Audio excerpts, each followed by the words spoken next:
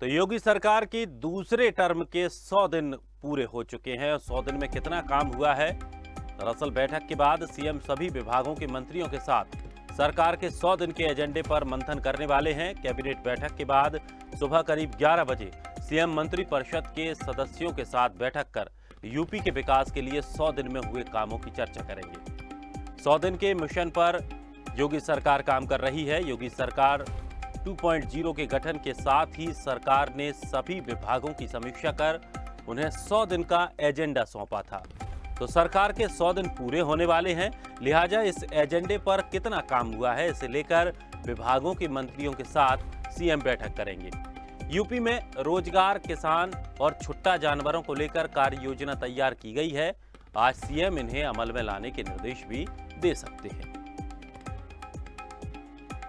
तो योगी सरकार के 100 दिन पूरे हो चुके हैं। दूसरे टर्म के ये 100 दिन पूरे हुए हैं और इस 100 दिन पूरे होने पर अब सभी मंत्रियों के साथ बैठक की जा रही है। इस बैठक में चर्चा की जाएगी, साथ ही जो मंत्रियों को टारगेट दिए गए थे उन टारगेटों पे कितना काम हुआ है उसकी जानकारी ली जाएगी। 100 दिन जल्द पूरे होने पर मुख्यमंत्री योगी आदित्यनाथ अब एक्शन में दिखाई दे रहे हैं। सभी विभागों की आज समीक्षा बैठक की जाएगी। दिए गए टारगेटों पर चर्चा होगी कि जो मंत्रियों को टारगेट दिए गए थे उसमें कितना काम वो कर पाए हैं। तो सभी विभागों की आज मुख्यमंत्री योगी आदित्यनाथ समीक्षा बैठक करेंगे। 100 दिन पूरे होने पर मुख्यमंत्री योगी आदित्यनाथ एक्शन में दिखाई दे रहे हैं। और यूपी एडिटर अकील सिद्दीकी हमारे साथ जुड़ गए हैं। अकील, क्या जानकारी मिल रही है? देखिए, आज 100 दिन पूरे होने के बाद मुख्यमंत्री योगी आदित्यनाथ पहले तो आज तकरीबन 11 बजे भी 10:30 उनके आवास पर बैठक होगी। बैठक के बाद 11 बजे तकरीबन लोक भवन में कैबिनेट की बैठक होगी। कैबिनेट बैठक में कई प्रस्तावों को भी मुहर लगेगी। हालांकि प्रदेश से और आगे बढ़े, किन विभागों में और पैसे बजट की जरूरत है, कौन सी योजनाओं की जरूरत है, उसको लेकर आज कई प्रस्ताव भी लगे हैं। हालांकि 100 दिन जो पूरे हो रहे हैं उसमें एजेंडे भी जो एजेंडे थे उसके मंथन भी मुख्यमंत्री स्वयं करेंगे कैबिनेट बैठक के बाद। हालांकि जो 100 दिन की जो मिशन का काम था उसे योगी सरकार 2.0 के गठन के साथ साथ मुख्यमंत्री चाहते कि विभाग की समीक्षा भी हो कि विभागों में कौन से विभाग में काम हुए हैं, किसमें नहीं हुए, कौन से मंत्रियों को जो जिम्मेदारी दी गई थी, अधिकारियों को दी गई थी, कौन से विभाग में योजनाएं बनाई गई थी, वो धरातल पर कितने पहुंचे, इसको लेकर भी कहीं ना कहीं चिंतन और मंथन मुख्यमंत्री स्वयं करेंगे। हालांकि देखिए, लिहाजा इस एजेंडे के कितना काम हुआ इसको लेकर पूरी बारीकी से पिछली सरकार जब दी थी तो देखिए मुख्यमंत्री ने जब अपना प्रेजेंटेशन देख रहे थे विभागों का तो एनेक्सी में बैठकर काफी देर रात तक समीक्षा की थी। सुबह 5 बजे से भी समीक्षा शुरू कर दी थी। तो हालांकि अधिकारियों में ये डर और दहशत अभी भी बनी हुई है कि मुख्यमंत्री जो एजेंडा देते हैं उस पर कहने की समीक्षा करते हैं। तो जब समीक्षा अधिकारियों को बुलाया जाता है, जब समीक्षा होती है विभाग में उन विकास कार्यों में, उस योजनाओं में, तो कहीं ना कहीं एक डर और दहशत बैठी रहती है। तो ऐसे में सभी मंत्रियों को भी आज कैबिनेट है। कैबिनेट के बाद ये 100 दिन के जो एजेंडे दिए गए थे दिनेश, उसमें ये जरूर देखेंगे 75 जिले के जो प्रभारी मंत्री बनाए गए थे उन मंत्रियों ने भी कितना काम किया है, कौन से विभाग कौन सी योजनाओं को धरातल पर उतारा और अधिकारियों ने कितना सहयोग किया है। इसके साथ साथ अगर देखा जाए तो लेकर जो विभाग है उसमें यूपी में कितने रोजगार को लेकर काम हुए, किसानों को लेकर कितने काम हुए हैं, कृषि को लेकर कितने काम हुए, छुट्टे जानवर को लेकर कार्य योजना तैयार की गई है। आज इन सभी अमलों को लेकर कहीं ना कहीं एक निर्देश मुख्यमंत्री इसमें भी खास निर्देश दे सकते हैं।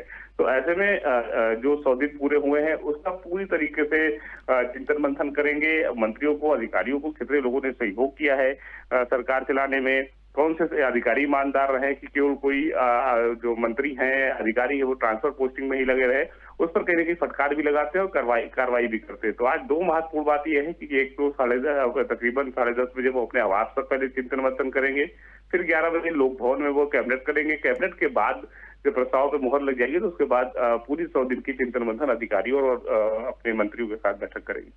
लेकिन अब अकील, बताया जा रहा है कि जिस तरह से एक बड़ा मुद्दा विधानसभा चुनावों में देखा गया था, छुट्टा जानवर, उसको लेकर रूपरेखा तैयार की जा सकती है, उसको आदेश भी आज दिए जा सकते हैं। तो किस तरह की रूपरेखा उसको लेकर तैयार की जानी है या तैयार की गई है, कुछ इस तरह की जानकारी मिल रही हो?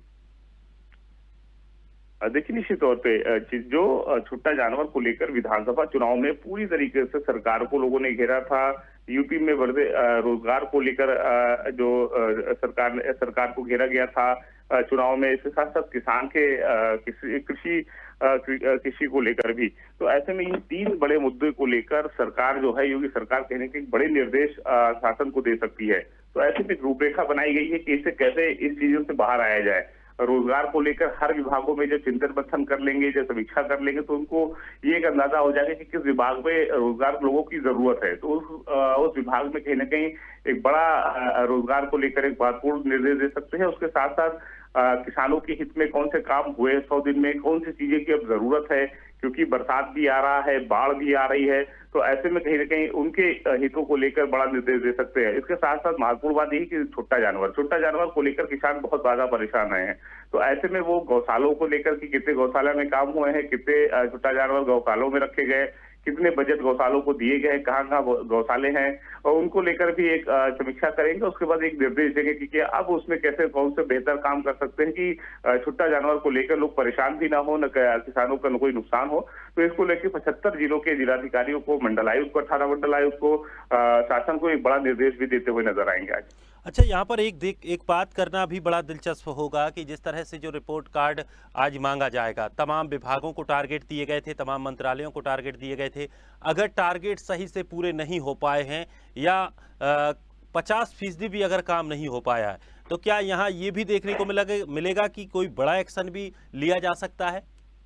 बिल्कुल निश्चित तौर पे दिनेश, देखिए हमेशा ये देखने को मिला है कि जब भी मुख्यमंत्री ने समीक्षा बुलाई है, चाहे वो विभाग की रही हो, अधिकारियों के साथ रही हो, मंत्रियों के साथ रही हो, तमाम चीजों को बारीकी से देखते हैं और वो ये जरूर देखते हैं कि जो जिम्मेदारी दी गई है उसमें मंत्री की जिम्मेदारी क्या थी, उन्होंने कितना निभाया है, शासन की कितनी थी, जिले में मंडलायुक्त की कितनी थी, जिलाधिकारियों की कितनी थी, यहाँ तक कि एसडीएम, तहसीलदार और बीडीओ, सीडीओ की ब्लॉक स्तर तक किसकी जिम्मेदारी थी, किसकी लापरवाही हुई, वो फटकार भी लगाते हैं, उसके बाद कार्रवाई करते भी नजर आते हैं। और हमेशा ये देखने को मिला जब भी समीक्षा विभागों की हुई है और जो लापरवाही रही उसमें कहीं ना कहीं लोगों को ट्रांसफर भी करते हुए नजर आए हैं। चाहे वो अगर बड़े मलाईदार पोस्ट पर रहे और जिम्मेदारी नहीं निभाई है तो उन्होंने कहीं प्रतीक्षा में भेज दिया, उन्होंने वेटिंग में डाल दिया है।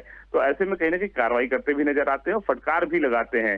तो ये इस बार भी ये तस्वीर कहीं ना कहीं इस बार खास देखने को मिलेगी, क्योंकि दूसरी बार सरकार बनने के बाद मुख्यमंत्री हर एक जो काम जो पिछली सरकार में बच गया था या रुक गया था किन्हीं कारणों को, तो उसे पूरा करने की पूरी कोशिश कर रहे हैं। तो इस बार भी तो दिनेश जरूर देखने को मिलेगा कि कहीं ना कहीं कई विभाग के अधिकारियों, मंत्रियों को भी फटकार लगाते हुए नजर आएंगे मुख्यमंत्री। चलिए, बहुत बहुत शुक्रिया तमाम जानकारी के लिए। तो आपको बता दें कि योगी सरकार के 100 दिन पूरे होने को लेकर अब लगातार मुख्यमंत्री योगी आदित्यनाथ एक्शन में दिखाई दे रहे हैं। आज सभी विभागों की समीक्षा बैठक की जाएगी, मंत्रियों को जो टारगेट दिए गए थे उस पर भी चर्चा की जाएगी। तो आज की जो बैठक होगी वो बड़ी महत्वपूर्ण होने वाली है। आपको बता दें कि जिस तरह से लगातार योगी आदित्यनाथ 100 दिन पूरे होने के बाद से एक्शन में दिखाई दे रहे हैं और इसी एक्शन का ये नतीजा है कि अब सभी विभागों को चुस्त दुरुस्त रहना भी पड़ेगा। और जिस तरह से लगातार समय समय पर विभागों की समीक्षा बैठकें की जाती हैं, उससे ये भी साफ पता चलता है कि काम जरूर किया जा रहा है।